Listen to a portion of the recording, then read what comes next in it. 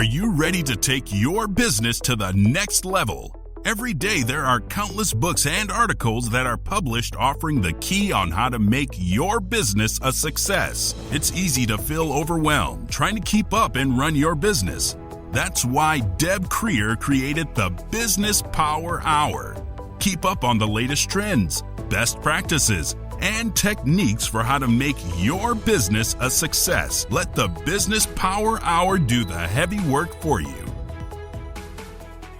Good morning. Good morning. I am Deb Creer, and I am passionate about giving professionals the tools that they need to make themselves and their businesses as successful as possible. And today we're actually going to be talking about how to be successful after we reach a certain age, right? We're not going to mention that age, but how are we going to continue our lives once we are maybe not working, maybe working part-time, all of those various things. So please join me in welcoming Marcia Mantell to our program today.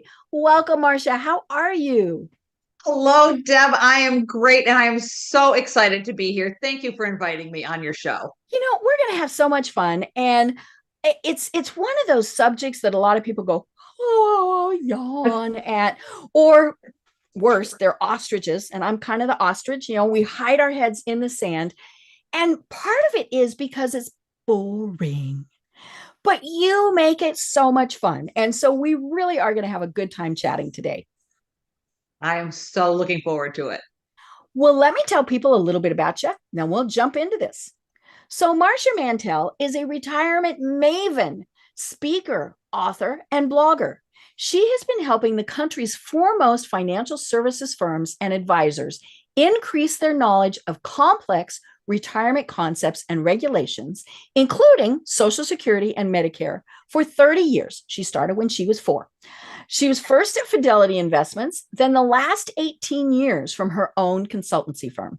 She has a remarkable ability to translate complex laws and concepts into everyday language that educates and motivates real people to take the right steps to achieve their retirement.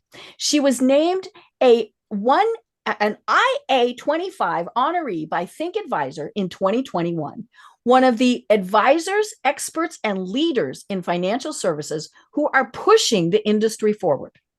Marcia is married to her college sweetheart, and they have 2 grown and, of course, quite brilliant daughters. And she has 2 cats. She is also the author of several books, and she recently wrote Cookin' Up Your Retirement Plan. So again, Marcia, welcome. Thank you, Deb. Well, we were laughing, before we started the program. I always ask for people to tell me how to pronounce their name. And, because sometimes it is rather complicated. And you just said it's like the Brady Bunch. And of course, in my head, and it's been stuck there now for days, is Marcia, Marcia, Marcia. But what happened when I did that too was I went, oh, she's my people. We're of that same demographic. We get that reference, right? You tell a Gen Zer, Marcia, Marcia, Marcia, and they look at you like, is something stuck? What's wrong? Yeah. But I mentioned that you've been in this business for quite a while, but you've had a variety of things that have happened, and more importantly, you are in an area where not a lot of women excel. And so I love that especially because March is Women's History Month. And as we're recording this, yesterday was International Women's Day. So tell us a little bit more about how you really got to where you are today and are such a successful woman in this industry. Well, thank you for all of that wonderful intro. And yes, I'll get to answer the question, but yeah, Marcia Brady, my hero. No one had a name like Marcia. I wanted my name to be Anne Marie, and it wasn't. And that it's spelled funny, with CIA. So, the Brady's, for us, for our boomer generation, we had new color TVs. It was new by the time we got it. And we had, dials that you turned for the 4 or 5 stations you got. So, our background, our history, where we're anchored is just light years Right. different Mm-hmm. from where our kids and the younger people are anchored. Mm-hmm. And I find it fascinating to watch this now, from that perch of 61, and looking back, it is a fascinating journey. Mm-hmm. And women in particular have had just monumental leaps and bounds of progress, which is very exciting. And I love celebrating International Women's Day and Women's History Month. But boy, we have a long way to go, which I'm sure we'll talk about. But how did I get here? Right. So I've been 30 years in the retirement industry that I quite literally fell into. But I had some years before that. It's interesting. I've more or less, and I think again, it's part of our generation. We had a wonderful opportunity to go to college, my generation. The women who are about 10 and years not old be teachers or nurses, which of course are very, very wonderful professions. But, that really was about the only option. Yes. And we did have more opportunities. And there were those few trailblazers before us who were about 10 years older. But by the time we got to college, every door was open. Right. You could do anything and try new things and such. But we didn't go for the most part. We didn't go to be a thing. We didn't go to be a doctor. We didn't go to be a lawyer. We went to college. And then after college, you got a job. It wasn't this grand stress that is on the young people today. Right. You were just on this meandering journey and you tried a little this, a little that. And then you opened the newspaper, back when we had them. Right. And you found a job. There were help wanted ads. Just how I actually got here. Because my first job was working at the University of Minnesota bookstore. I didn't love that. So I went to the help wanted ads and I found an opportunity with a glass company to try sales. My dad said, try sales. Try sales. I'm not a sales girl. And then I opened the want ads again. And I found this job at Fingerhut, which was a direct mail. Right. We used to get the catalogs. Yes. It was a huge catalog company before, the TV. Right. Al Gore hadn't invented the internet yet.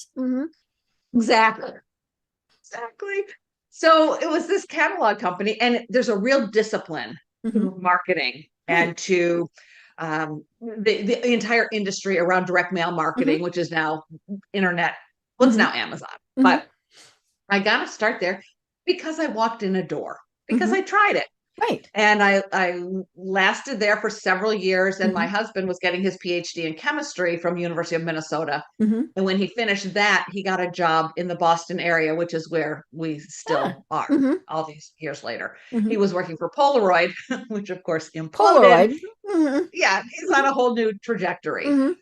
But we land here in the Boston area. I got a job in direct mail marketing. And then because again, you walk doors once it's a door open for you and calls you or says, hey, I found your resume or I saw something you did online. Walk through the door. Right. You can walk back out, but at least see what's there. Right. And so I end up at the Fidelity Investments ad agency in 1992. And they were hiring like crazy because the laws around retirement were changing dramatically and they needed support. So it's just been this really quirky journey where fell into this role at Fidelity in retirement, loved everything about retirement. I know though, everyone else thinks it's boring. You are or we just don't want to talk about it. Exactly. Back then I was 31 when I started working at Fidelity and the Roth IRA came into being during my tenure there, the simple IRA for small businesses. It's just been this wonderful, rich landscape to sink your teeth into. But most people don't want to do that. So then how do you make it fun? Well, after 13 years at Fidelity, and it was an amazing experience, a big, big company, financial services. I couldn't have asked for a better opportunity, which of course I wouldn't have gotten had I not been able to go to college. So, it was just this journey, but my kids were going into Katie, my older one was going into high school and Lindsay, my little one was in elementary school. And your household falls apart when mom ain't home. Right. And something had to change. I Mm-hmm. couldn't just scream at these kids all the time. Mm-hmm. I couldn't Right. miss out on everything. Right. Yeah, because they're doing after school events and all sorts of things that you wanted to be a part of. Absolutely. And corporate America just does not accommodate 2 to 3 o'clock when your kids need you, and they shouldn't. You have to solve this. So in 2005, the market was roaring at the time. Everything was looking up wonderfully. We've recovered greatly after September 11th, and things are great. And so I quit my job. And then I called my husband. Oh, honey, you quit first? Oh my gosh. I quit first. I was having a bad day. And he knew it was coming. Right. We had talked about it for quite some time. And I just had it at that day. And I said, I'm done. So I called Dan and I said, okay, so I quit my job. And he goes, oh God, what are we going to do now? I don't know. I'll figure it out. So I start my business. I don't have the snappiest name of all the business names out there. I'm not Nike or, Pepsi and Coke, but Mantell Retirement Consulting, it's got a ring to it. And I started, with what I loved. I loved this retirement industry. And it was extremely fortunate. Your network is, I think, the most important asset anyone can have. And having this network and letting them know that I was leaving but I wanted to continue in retirement, I continually got hired to work on projects within corporate big home offices. So that's how my business started. It was really, and until COVID, the lion's share by a lot, like 92% of my revenues were coming in through, corporate clients. And doing all kinds of neat things that you would never do if you stayed in a company. Quit my job every 6 or 8 or 18 months, to do all these things. So I was corporate America first, but my last 2 years at Fidelity, I spent in the advisor side of our industry and traveled around the country talking to retirement advisors about retirement and retirement income. And I really wanted to get back to that, working with financial advisors. They're really overwhelmed today. They need to be experts in investments first and foremost. They have regulatory stuff that comes at them like a fire hose. Massively. It really is. It's a crazy situation we're in with all the regulations and compliance and legalese that we all need to know. They have to be nice to clients, right? They have to build a business. They have to meet certain goals. And those clients are Googling every single thing they do. Exactly. So the client has changed. And so I feel that the advisors could really use a member on their team who has certain expertise. And my expertise is in the retirement rules, Social Security and Medicare. And that's where all their clients are heading. Right. Their clients aren't 30 anymore. Oh my gosh, in a blink of an eye, their clients are now 60. I know. What the heck happened? You're so fast. I thought I'd have 30 years to get here. Right. So that's really been the journey. And throughout it, I've been able to, again, we really do wake up and try to be grateful every day, because had I stayed in corporate America, I probably would have had a lot more money, but I wouldn't have the opportunity to write these books that I've always wanted to do. And my blog, I think I've been blogging as long as you've been podcasting. Oh, wow. I think my first blog post was 2011, if I'm not mistaken. I love it. So so I have this blog, Boomer Retirement Briefs. So it's been around for, quite some time now. Talking about how boomers are changing this idea of retirement. Let's not put our heads in the sand about it. Let's figure out what it should be, because it is not what we saw in the past. It's not what we want. We fully reject the sitting on the couch. What's it going to be? Right. And there's some amazing boomers doing amazing things out there that I try to capture. Right. So it's just, I've been able to do such fun things and, largely get paid for a lot of it. I get to that's write. A bonus. It is a bonus. I still had to feed the kids, and my husband's so funny. He would say, when I still, people think having your own business that you control your time. Right. Big mistake. You don't control your time. No. Instead of it being your boss in corporate America, it's your clients, and deliveries and deliverables still have to happen. So it's fun. But Dan would always tell our girls, if mama don't work, we don't eat. Mm-hmm. So yeah, yeah. You do have to feed your family as well. Right. So I don't really believe in work-life balance. I don't think there's such a thing. Well, balance is 50-50. And that's not going to happen. It's not. It's always 90-10. It's just what side of the 90 and 10 are you on? Right. Mm-hmm. But it is life. Mm-hmm. So embrace it. Do the best you can. And that's sort of been my philosophy and the way I've been able to muddle through, day to day, and get to do a lot of what I never thought I'd get to do. I love it. But yeah, it's a journey. Yeah. And of course, as you said, retirement really changed when all of us baby boomers, because the generation before us, there just wasn't as many of them. Number wise, there wasn't as many. And baby boomers to me are almost even broken down into two. There's the earlier, the older baby boomers, and then there's all of us who really think about, what are we going to do in our 70s and 80s and maybe even 90s and be very active, and those that came before us, our parents, they're thinking, am I gonna make it to 70? And I mean, that was, it wasn't that they were, that was just the facts of life. I mean, that as the average age length and all of that changes, we're there. But I love that you talk about, women and how, it's so different. I just saw earlier today, and I'm sure this was popping up because of, women's history and all of those things, that until 1974, so we were, let's see, 10 and 12, 11. I can't do that math 74, today. I was 13. Yeah. So 12 and 13. We were teenagers, and women still had to have a male co-signer to open a bank account. Seriously. And I'm like, oh my God, every time I see that, I'm like, no. Now I first of all, I can't imagine my mother putting up with that.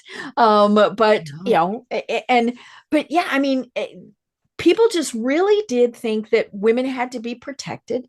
They had to be coddled, but more importantly, that they weren't smart enough to do this.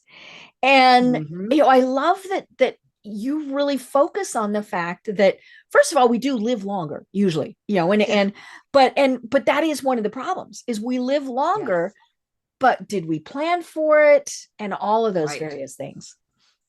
Yeah. I love that you heard that. So I have this little timeline that I have in one of my blogs. I put it out on Facebook yesterday for International Women's Month.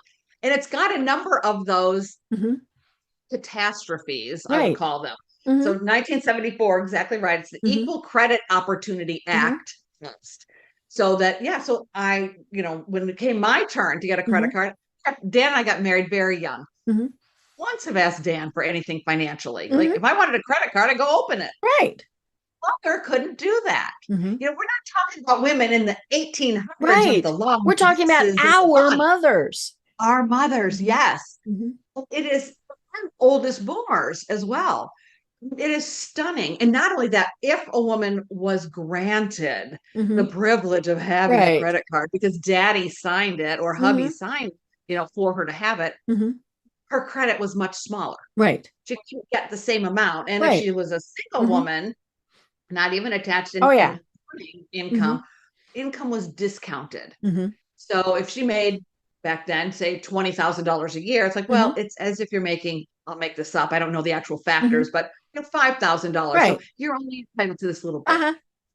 Women have put up with this, but have fought for improvements and better equality and better access.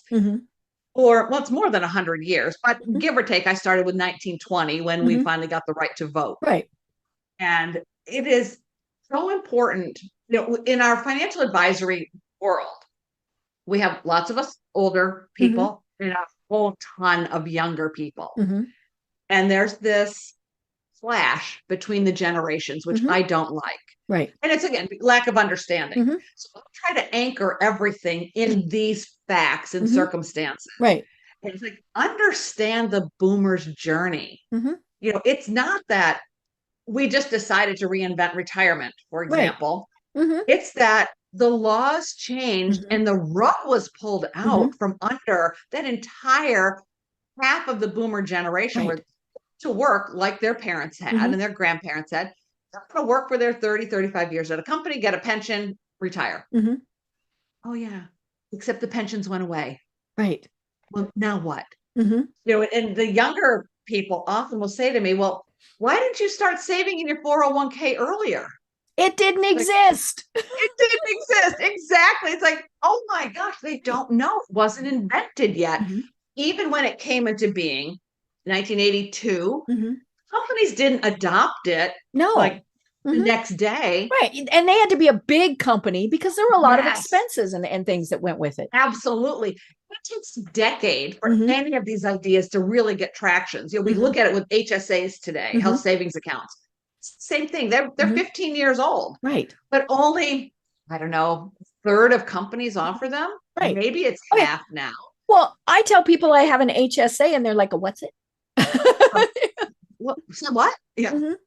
It really has not filtered Mm-hmm. into the fabric Right. of everyone's possibilities. Mm-hmm. So 20 years from now, you know, that as we turn the generations over, that generation in the new one will say, why weren't you saving in your HSA, Mm-hmm. you big dummy? Right. It's like, Yeah. you didn't have them, you know. So I think keeping things in perspective, especially on the women's journey, Mm-hmm. is so important Right. because it's not that we weren't smart enough, Mm-hmm. it's that we weren't allowed. Right. And that's for me, I think the single most important financial account, Mm-hmm. bar none, is the IRA. Mm-hmm. Because it's an individual account. It stands for individual Mm-hmm. retirement arrangement. Mm-hmm. Individual means one person. Mm-hmm. And when you're married, which most boomers, 92% Mm-hmm. of Right. women were married, Mm-hmm. didn't always last, but we have that as our foundation. If you were married, first of all, you couldn't have an IRA, by the way, if you were an at-home mom. That didn't Mm-hmm. happen until 1997. Mm-hmm. That's the one that makes me tear my hair out. I was Mm-hmm. at Fidelity when Mm-hmm. the Fidelity marketing team went to Congress to support the homemakers IRA. Mm-hmm. That current, Wow. that at-home moms could save as much in an IRA as the working dad. Mm-hmm. But this account is so important because only one person controls all of it. Mm-hmm. They control how much money goes in Right. up to the limit, $6,500. It's a huge account. Mm-hmm. It's not about the size of the account. It's about the ownership and the control and where that money's going when you die. Right. We don't put enough emphasis on that for women. Mm-hmm. Understand that it isn't just so you can have an account and say, I got a piece of paper here says I have an account. Mm-hmm. It's how you get into investing, Mm-hmm. how you start to learn the ropes of this unbelievably complex system we have Right. and get to control it. Mm-hmm. So I do guide many financial advisors who will say, well, it's not always tax advantaged.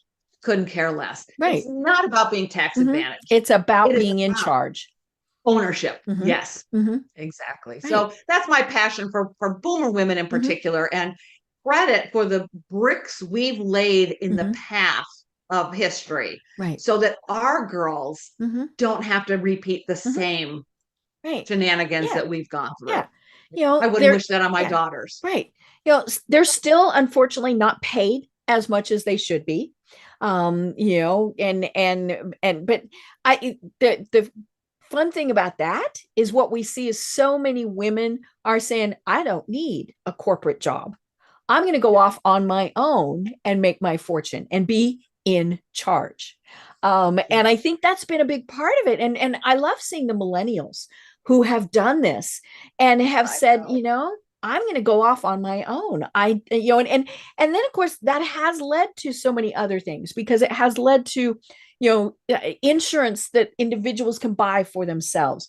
You know, all of the various different types of retirement accounts, you know, because we have so many men and women who are small business owners and entrepreneurs. You know, we are, you know, I'm sure statistically the number may still be that, you know, the majority are in corporate America, But that is changing, and it's even changing in corporate America. I mean, that we've got so many people who are consultants, who are part-timers, the whole gig economy. I mean, all of those various things. And it is forcing changes to the financial world. Yes, it is. And I agree with you. Like I said, this clash between the generations has got to stop. I adore the millennials. I am so happy to get to see how some of my sacrifices and the women of our generation, they get to reap some of those benefits now. It's like, God, we did not put in, and we had a huge leg up too from the last generation. I mean, believe me, we did not invent this path here, but I love seeing the fruits of those rewards and getting to see. And I didn't judge, but I worked at a science fair here in Massachusetts last weekend. My husband's a scientist, so he was the judge. I helped with logistics. The women, there were 120 displays. Women in the STEM programs is incredible. Well, both of my daughters are in STEM. One's a computer scientist. The other has a PhD in biomedical engineering. Holy cow. Oh my God. It's like, how can you be my kids? Right. So these millennials and the millennial women are so magnificent in what they do today, but it's really where they're going to get to go. Right. Yeah. And it's like, let's celebrate that. And by the way, I need those millennial kids to tell me how to use my darn technology. I know. So, look, I can help you on your financial picture and get you started in your 20s, which is your most important decade to save and invest. Help you there, because that was, our learnings. Could you show me how to work my cell phone? Yeah. Yeah. Well, have things to offer. Because of course they grew up with them attached to their hands. Yes. Oh yeah. Oh yeah. And it's just, it is so much fun to see the changes because they benefit everyone. I mean, that's the thing is we're not taking anything away from men when we're saying, hey, we need to do this. If anything, it frees them because they're not the sole, financial person. It really is. It's just been wonderful to watch all these changes. It really has. It is this much more equal between the genders. Right.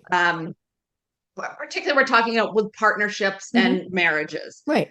And the one area though that I have a burr in my saddle here is around the 401k, which is our most powerful. It's for most people, it is your biggest bucket of retirement money. It goes up and goes down. And hopefully it will land on that upswing, which is fantastic. And I mean, people they have hundreds of thousands into millions of dollars in these 401ks and 403bs, all these retirement plans offered at your company and organization. But they are greatly misunderstood in a marriage because 401ks are also individually owned accounts. Right. And Dan has his in our house and Marcia has hers, but you're legally not allowed to have any say in the other's retirement money. And yet this bucket is meant for the two of you. So where it really comes to play, I call it a power imbalance between the spouses. Because in most cases, there's one 401k that's really big. Little baby went over here. Right. Because we raised families and all of those various things. Yes. We didn't contribute to it as much. That's exactly right. Or back to your comment about not being paid as much. Right. There was just less to go. You have less right to spread around the kitchen table, but also less to put into those 401ks. Right. These are long journey things, right? These are now 30 and 40-year plans.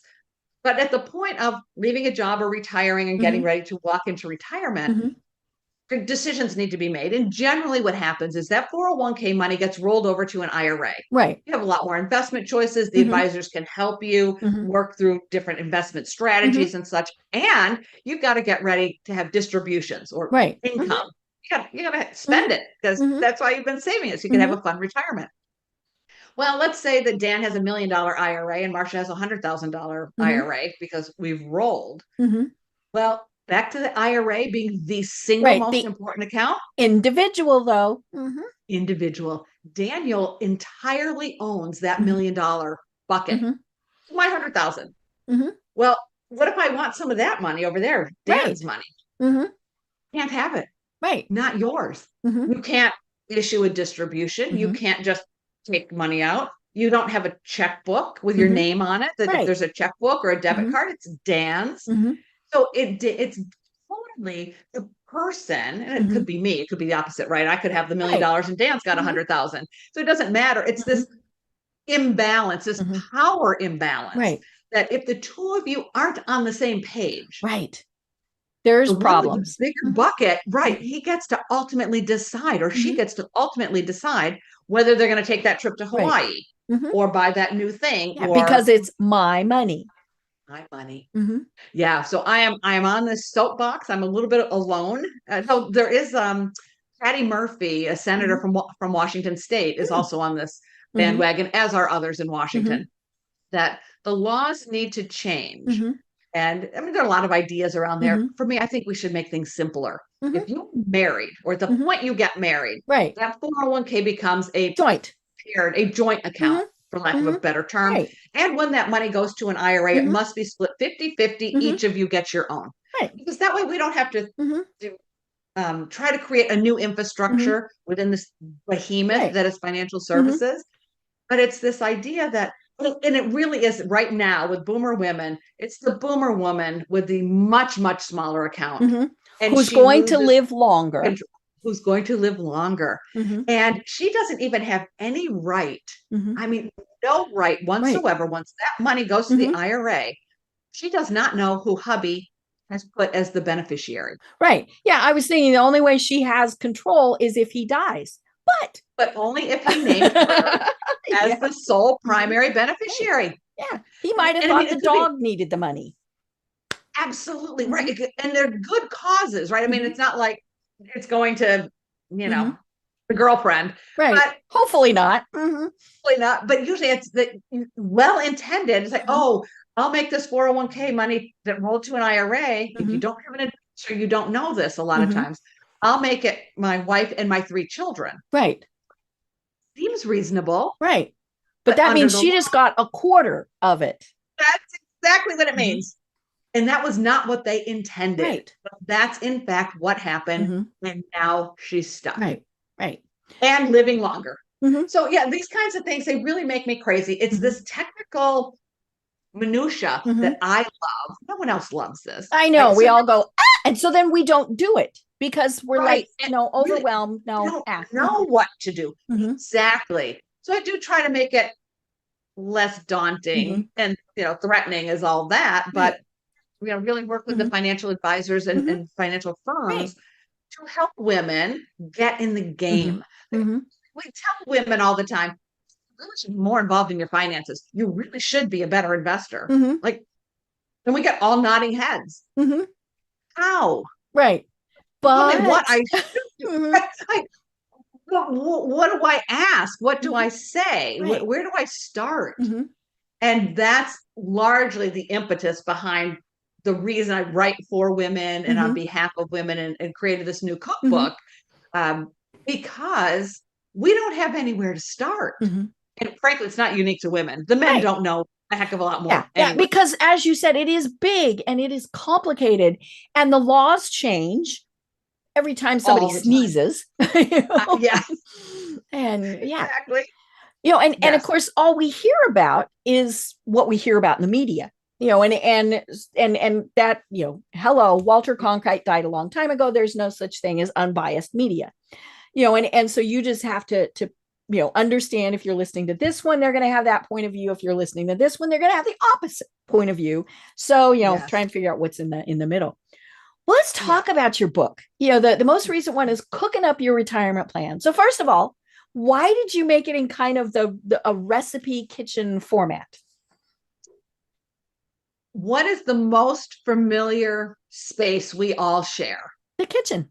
It is our kitchens. And, it's been interesting. I had this idea many years ago, probably 2015-ish. So it's been percolating for a while. And it was the rise of the cooking shows. I watch like every cooking show. I know. Pioneer Woman rocks. I love her. And Trisha's Southern Kitchen. Yeah. You name it, I watched it. Mhm. The competitive shows, which they're just great. Mhm. But those ingredients are super weird on Right. chopped. Yeah. I'm not going to Yeah, cook with that's some of those things. I don't know what they are. exactly. And I've never heard of them or Mhm. seen them, but and everywhere you go, and I think every person will tell you when there's a party, when there's a family gathering, Mhm. when there's a Mhm. holiday, no matter how nicely you have done up your Right. living room, everyone is in the kitchen. Mhm. They'll Mhm. go in the living room, At get their least the women. snacks. The men But are in front of the TV. The women are in the kitchen. often, yes. And Mhm. it is this gathering place. Mhm. And it's also a special place. My kitchen table, when I did have, since I did quit my big corporate job, I could be home at 2 o'clock when the Right. girls got home. Mhm. We'd have tea every afternoon after Mhm. school at 3 o'clock. Mhm. It was just 30 minutes. We'd Mhm. have tea and a couple of cookies, Tell and us what you did today. right, without it being that grilling, Mhm. right? It was, you could just talk and Mhm. hear what was going on and who was mean at school. Everything happens, those Mhm. important moments, the important discussions, everything happens at your kitchen table Mhm. and in your kitchen. Right. And it's so familiar and it's so comfortable. Mhm. And it's like, for me, over time, these things sort of come to you. And it's like, we have nothing familiar or comfortable in financial services. No. Nothing. And so I came up with this idea to create this cookbook. I had Mhm. this amazing designer, by the way. I could not Mhm. have done this without Geraldine Miller. Miller Design. She is remarkable. First of Mhm. all, she didn't laugh at me. Let me tell you, Deb, this is not traditional financial services, Mhm. right? This is really out of the box. This is Address fun. is fun. Mhm. This is fun. It's super colorful. Mhm. Geraldine created all these design elements, like a mixing bowl that says Medicare on it, Right. Mhm. and hot pads with Mhm. 401k and 403b on them. Mhm. And it's colorful because if we don't find a way to make this stuff fun, Mhm. women are going to get shortchanged. Right. And I just can't, if Mhm. there's an idea I have and don't go out there with Mhm. it, shame on me. Mhm. So I want retirement to be fun. I Mhm. want this transition time Mhm. to be an opportunity to really think Mhm. big and wide and broad. It's like, Right. what would I want to do? Mhm. And one of the ways, so that's a question often, right? We would ask as an industry, what do you want to do in retirement? Mhm. And everybody goes, not work. I mean, that might be Not work, yeah. followed by travel, Mhm. which is great. Those are Mhm. two worthy goals. Right. Let me not, But those just take, wait, I have a sound effect. exactly. Mhm. They also don't take up 365 days a year times Right. 30 years. Mhm. So it's this, the cookbook is meant to give you and the person you're Mhm. planning with, whether it's a spouse or partner, Mhm. or, your kids need to be Right. involved if you have, Mhm. if you're alone, or your Mhm. girlfriends or your sister, Mhm. whomever. Mhm. And it gives you this opportunity of where to start and what questions do Mhm. you need answers Right. to. And it's things like, not what do you want to do in retirement? Because Mhm. I mean, really, who knows? Mhm. It's a list of, here are a whole bunch of things. Would you consider any of Right. these? What are your friends doing? What sounds fun? Yes. Mhm. And what do you not like? Like, Mhm. who do you see that Right. you don't like what they're Yeah. doing? That might be a more important question Yeah. than, I mean, like what a big question might be, somebody might say, I do not want to do yard work. Okay. Then that yes, means you need to live somewhere where either yard work's done for you or you have no yes, yard. absolutely. And Check that. that's huge, Mhm. right? That is a gigantic Mhm. decision right there that Right. you don't even realize. Mhm. And that then spins off all these other things. Oh, Right. if we didn't have to spend time in the yard, Mhm. we would have time on the weekends to Mhm. do what? Right.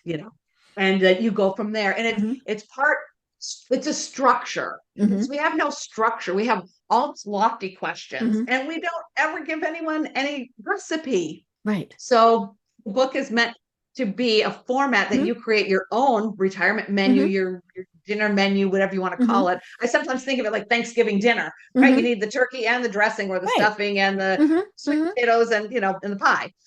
You need all of those. Right. You need Have a little this, salt. You need a little pepper. I mean, all of those things. yes, Mhm. Mhm. exactly. And everyone is different. Mhm. And everyone gets to be different. Like, Mhm. this is a good thing. Right. So I had a ton of fun creating this book. Mm-hmm. It's, you could be 1,000,000 pages long, 90 pages, and it's broken into 6 different sections.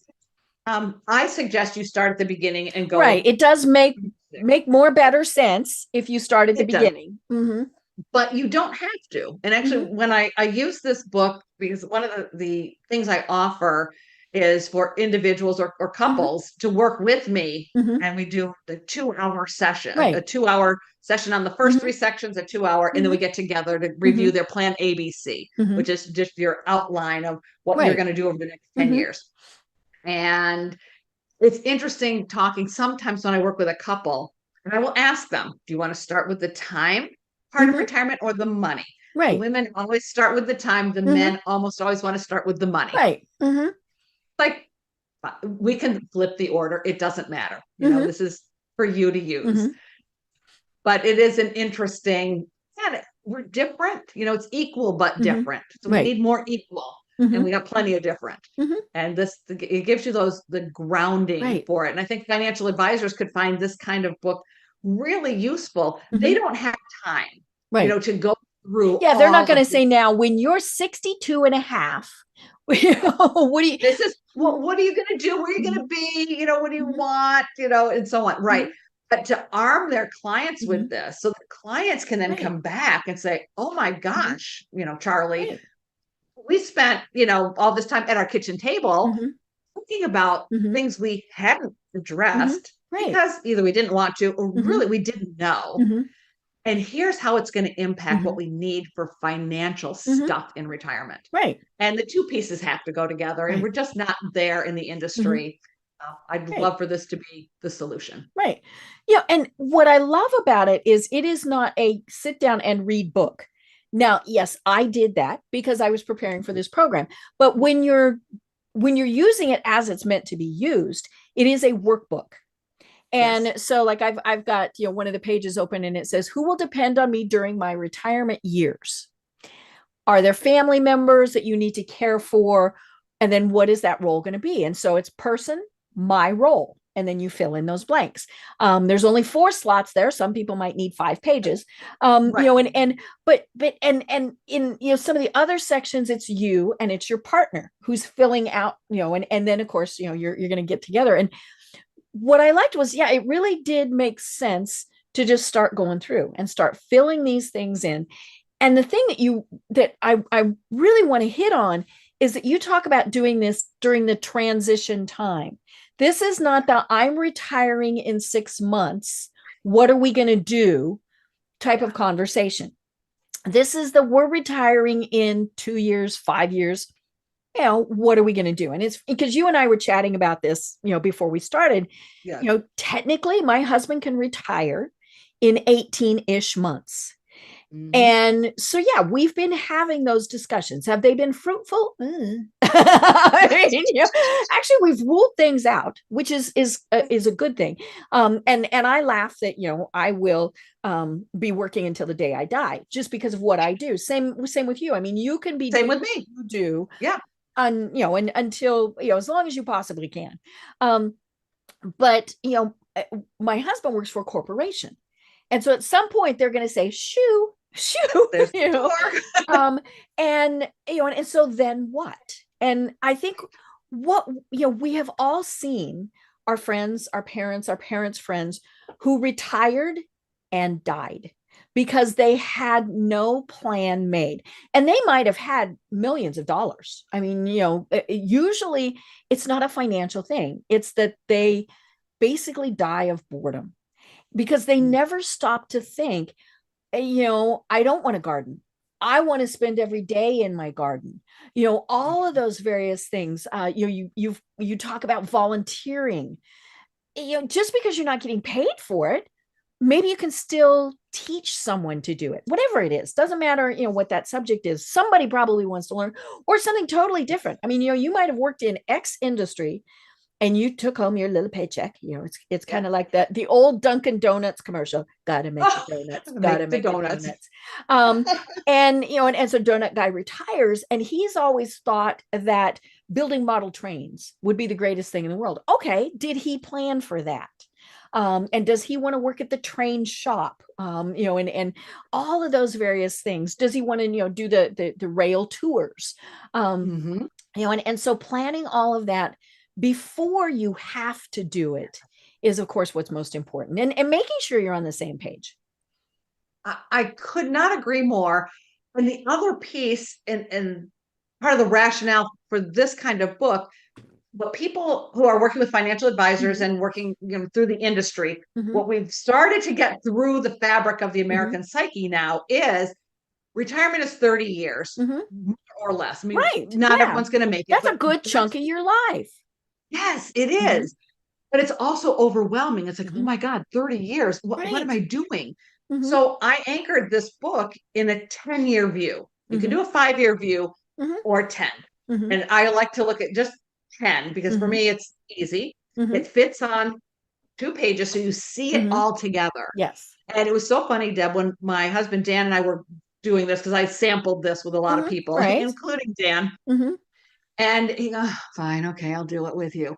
Well, the first part of this plan A, this is you can do whatever you want. Just put something on paper. And we started in whatever, 2021, whatever it was. And we laid out the 10 years and then our ages.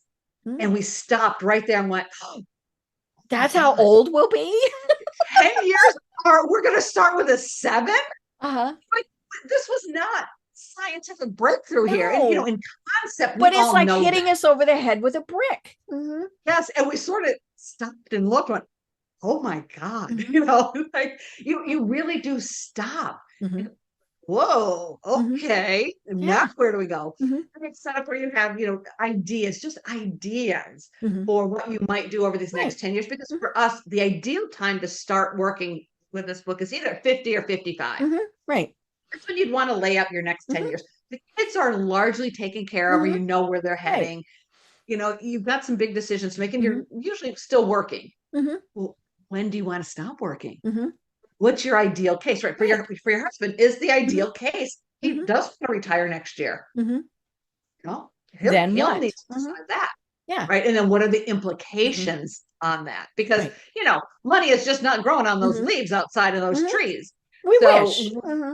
Exactly. So where's it going to come from? What are you going to do? Right. And you cannot just sit home and do nothing. Right. Like, that's just unacceptable. And I think for the boomer generation, we are good at looking for how to contribute. We've done that. Right. So we're going to volunteer. We're going to get, maybe we're going to start our own business, all of those things. Absolutely. Yes. And it's low risk, right? You've made it, all the way on the journey, 65 years, give or take. What cool thing do you want to try? Right. Well, of course, you need to be smart about it. If you're going to start your own business, let's not sink all of your funds into it. Please don't cash out your entire 401k. And all of those things. But and I love that you do talk about, looping in other family members. My mom is 91 and I'm an only child. My father passed away 15 years ago, somewhere around there. There was a big age difference. So we knew that, and now my mother is the organized planner, all these things. And so she's so funny because since he has passed away, she has taken my husband and I on big trips, big trips, as in we went to Scotland and Ireland. We did an Alaskan cruise. All of these things. We're actually going on what they call a small boat cruise later on this year in the Puget Sound. And we've done several of these and they're little cruise, but they're like 180 rooms. I mean, these are these little things because it's a Puget Sound. You can't have a princess thing in there. Exactly. But what I love is, she's taking us, even though we tell her you don't need to, but she's spending my inheritance. And I just absolutely love that concept. And I told her, I said, Mom, when you die, there should be enough money in your account that we pay for your funeral and then we're done. Don't ever think that you're because I much prefer that she does these trips, that she did, whether she takes us or not, that she does the things that she enjoys rather than leaving it to me. Now, obviously, there are people who leaving a legacy for their children is incredibly important. But again, you have to set that up. but your mother is still leaving a legacy. Right. Mm-hmm. Yeah, because I have these only pictures, have $5 in it. Oh yeah. Mm-hmm. Mm-hmm. So we mix this up, mm-hmm. right? Between legacy and estate planning. Right. And I do try to break that apart a little bit in the section 6, because there are a lot of things we all need to own. We need to own what do we want to do with our health, right? And who's going to take care of us. Yep, that's all part of estate planning. Take care of those legally, folks. Have that stuff written down, documented, done with the lawyer, whatever. Absolutely. And that comes with, are your assets titled correctly? And are they really passing in the most efficient way? Yeah. Got to do that. Estate planning. Because you don't want the government to get it instead. Exactly. But then there's the top shelf. That's really the legacy. That's all of these memories you have. I can imagine all the photo wall you must have with, mom and us on the Alaskan cruise, and mom and us in Scotland, and things like, oh, that's such a treasure. And then all the family history and the family values. That's legacy. That's what you're leaving. That's what mom is doing. You need to leave a big bank account, go spend it. Have a great time. Yeah. I love that. Yeah. I mean, it really is. And now we laugh that, we're the Sherpa that go and, and that's fine. Fine. But yeah, I mean, it's just, it is so much fun. And the one thing, because when I was reading your book, I thought, oh, haven't done that. And I am in that, we mentioned, getting close to that. I'm like, oh, I have to start thinking about this. So I actually need to get a physical copy of your book as opposed to the digital version. Oh, yeah, I will send one to you. But yeah, it was, the one thing that we did do, and we did this partially when I was diagnosed with cancer, was some of the absolute legal things. I mean, I immediately did a will. Now it was easy peasy to do. I did an online version, and one of the things that we did discover, and folks, it's different in every state. So, make sure that you're checking out what happens in your state, all of those various things. And so because my will was basically saying, when I die, everything I have goes to my husband. I mean, that really made it pretty simple. So I did that. More importantly, I did the medical power of attorney, which, when you go into a medical facility anymore, they're like, we have to have that. And there were times where I was unable to say what I wanted. And so my husband had to, but we had all that paperwork done. The hospital had it, the doctors had it. There were no questions, nothing. And I think a lot of people assume, knew what you wanted. Yes. That was the other thing. I told him, this is what we do. This is what we don't do. All of those things. And I've obviously done that with my mom. But I've also told her, okay, we're 1,000 miles apart. You need my aunt, who is half a block away, to also be involved, because she is probably more likely going to be the person to make those decisions, especially in a critical type of decision. Right. So, think about all those things. The fun thing is, we've set up our trusts, we've done all of those things, and might we change them as we go? Sure. I mean, but we did take the time. It was not cheap, because when we finally actually did it, yes, we went to an attorney. We made sure that everything we were doing was compliant with Georgia law. And, if and when we move, we'll have to change things. Do it again. The medical stuff was what surprised me, because one of the things I discovered is medical powers of attorney are actually not legally binding. You can say, this is what I want, and 99.9% of the time it will be followed. But, say you have something that happens and you go into, say, a hospital that is a religious organization is in charge of it. They're going to have different views on, especially life-saving measures. And so just because you say you want this, but at least have a start, have it written down, have it communicated, and don't just say, well, I have a donor. I have the little heart on my driver's license, so I'm a donor. Because if your partner, your spouse, your child, whoever doesn't want your whatever's donated, they're the ones that have to give permission. Just having that little thing on your driver's license doesn't do diddly. But we've only got about 5 minutes left, which is not nearly enough time. So we have to have you on again. Thank you. You absolutely have to sit down and make your wishes known in writing and then review them. Yes. Like I said, things change. Part of our wills are provisions for our pets. Absolutely. 10 years from now, by the way, did you notice pets. that you had pets in there? I love that. I have 2 cats. Yeah. If I drop dead tomorrow, who's going to take care of them? Right. And so, but 10 years from now, you might have 10 cats. Oh, no. and so it's I always love the TV shows where the child out of wedlock pops up, and in the will they only specified my children, so all of a sudden this child gets $14 gazillion. Yeah. Okay, no, specify Betty, Bob, and Sue. Right. And poor kid that's but yeah, it's so continually review these things, make sure that you're still on the same page based on your situation. And I love that you shared all of that, because it is so important. And having a will, I mean, my girls are 31 and 26. Mm-hmm. They both have wills, mm-hmm. and HIPAA. And they're probably pretty basic because of their age. They're basic. Mm-hmm. They have nothing. I mean, mm-hmm. now they have some things, but mm-hmm. as soon as they went away to college, mm-hmm. because they both left Massachusetts, right. So one went to Minnesota, one went to Colorado. Mm-hmm. Yes, it was the medical part, because can you imagine, as a mother, mm-hmm. You get that call, of course, it's always 2 in the morning. Oh my gosh, your daughter has been hit by a car and some accident has happened. Right. And that's all we can tell you. Right.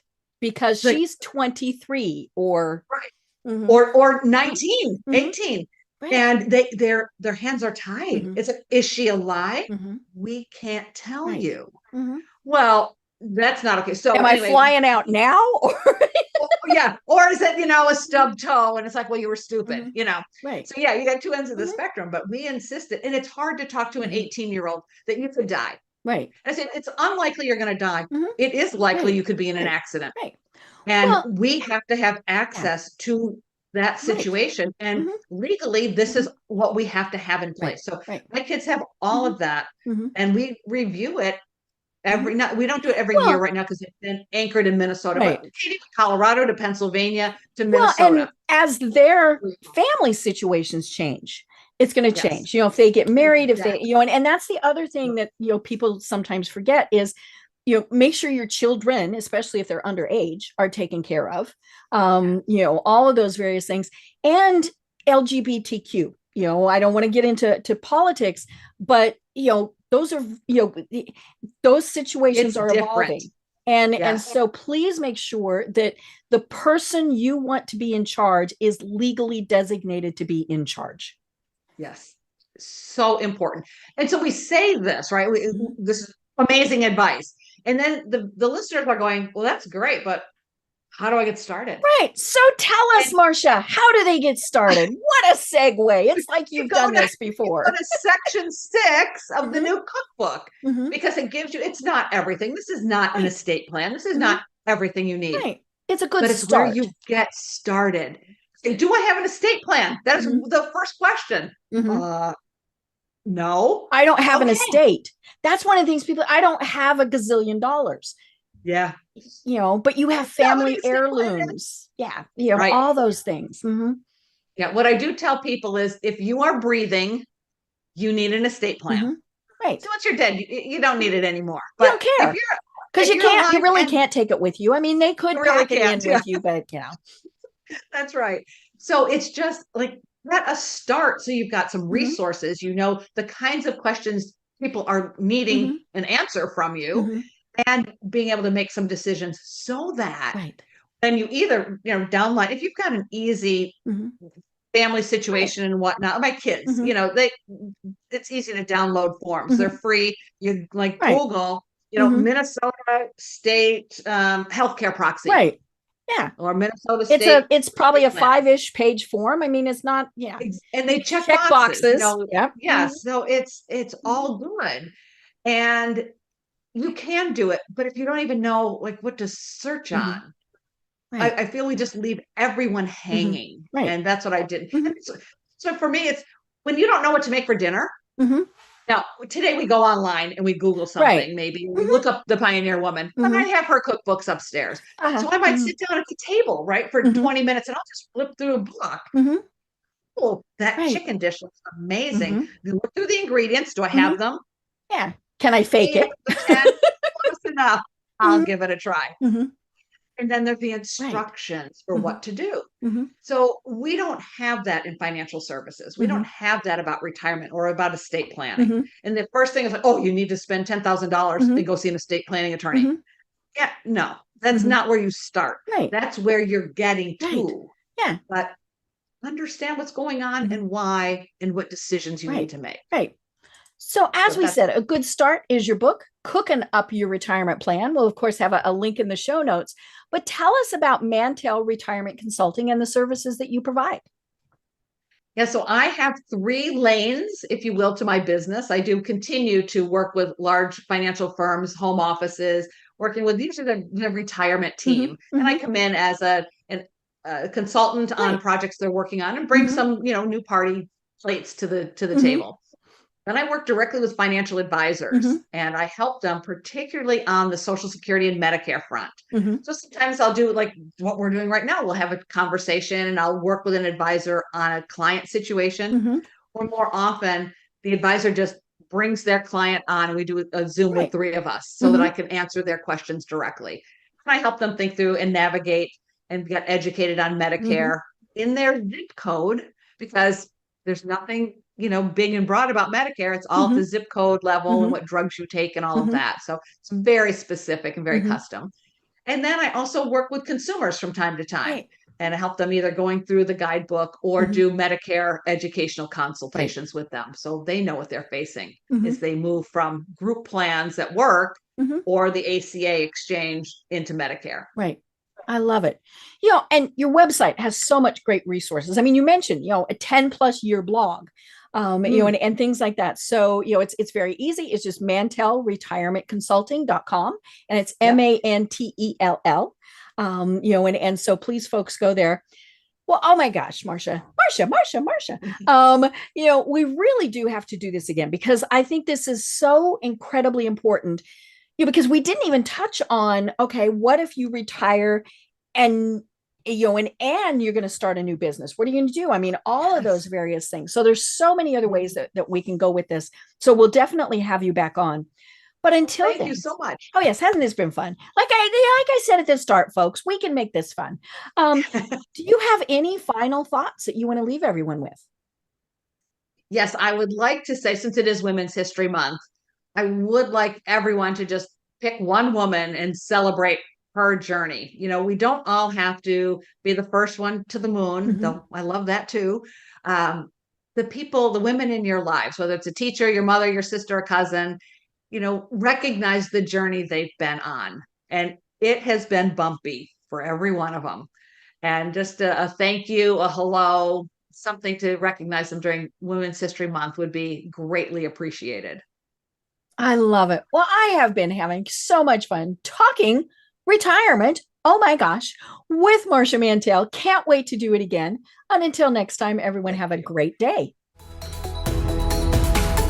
Tune in for our next program for even more trends, best practices, and techniques for how to make your business a success. The Business Power Hour, hosted by Deb Creer, is proud to be part of the C-Suite Network.